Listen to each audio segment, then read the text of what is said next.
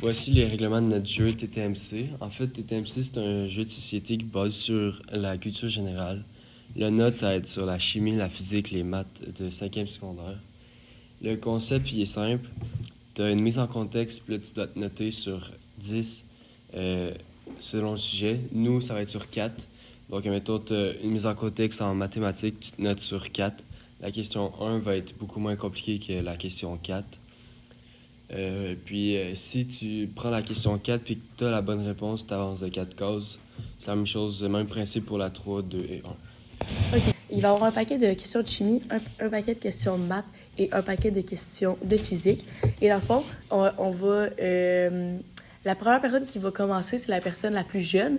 Elle va venir choisir une carte entre maths, chimie, physique. Puis ensuite, elle va lire la question. Fait que là, comme Maxime vient de le dire, elle va choisir de 1 à 4. Ensuite, si elle réussit la question, exemple, elle a choisi la question 4, la plus difficile, et elle réussit, elle avance de 4 cases. Là, maintenant, ça va être à la prochaine personne. Puis, dans le fond, comment ça va faire, c'est que si, exemple, la personne qui a commencé est à la 4e case, la 4e case qui va être, exemple, orange, bien, ça va être la physique. Fait que la prochaine question qu'elle va devoir piger, ça va être une question de physique. Puis ça va être ça, ainsi de suite. Fait que juste le premier tour, qu'ils choisissent leur carte. Puis ensuite, ça va être vraiment de où ils sont arrivés, de la couleur de la couleur du trou qui va décider quelle carte ils vont piger.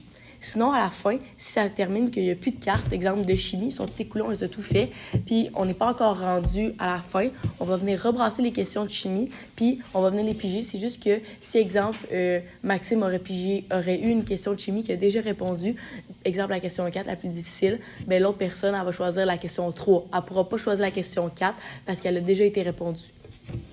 Est en avant de toi et que tu veux faire la question 3.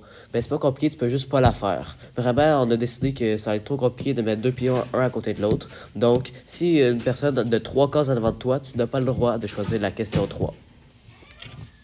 Pour finir, en fait, les questions mystères que vous nous avez imposées, ils vont être inclus, mais seulement dans les questions 4. Donc, quand vous allez piger une carte, soit de physique, chimie, maths, vous allez avoir seulement la question 4, ils vont être spécifiques, ça va être les questions imposées. Ainsi, les réponses à les questions mystères seront seulement dans un code QR qui se trouve dans le document de réponse.